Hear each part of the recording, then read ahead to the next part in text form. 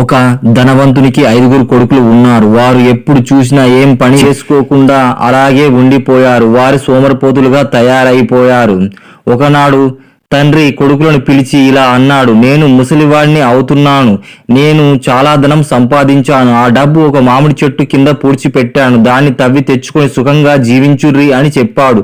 అప్పుడు కొడుకులు ఏ చెట్టు క్రింద అని ఆత్రంతో అడిగారు. ఆ సంగతి నాకు జ్ఞాపకం లేదు. ఎలా అనగా ధనము పూడ్చిపెట్టిన చాలా కాలమైంది.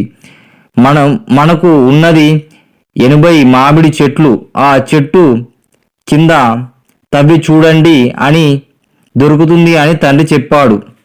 అప్పుడు ఆ ధనవంతుడు కొడుకులు సంతోషించి మామిడి తోటకు పోయారు. అన్ని చెట్ల కింద బాగా దవ్వారు. కానీ వారికి ధనం కనబడలేదు. మరలా వచ్చి ఆ సంగతి తండ్రి గారికి చెప్పారు.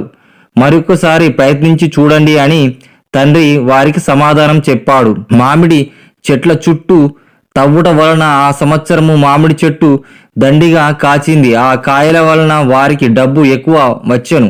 ఈ రీతిగా 3 ఏళ్ళు ఆ ధనవంతుని కొడుకులకు ఆశ చూపించి చెట్టు క్రింద తవ్వించెను. మామిడి చెట్లు బాగా పెరిగి దండిగా కాయ వచ్చెను. ధనము కూడా ఎక్కువ మామిడి కాయలను అమ్మడం వల్ల వచ్చెను. తండ్రి చేసిన ఉపాయం కుమారులు తెలుసుకొని సోమరితనం విడిచి పనిచేసి ధనవంతులయ్యారు. నీతి సోమరితనం విడిచి పనిచేయడం వల్ల ధనవంతులుగా మారుతారు.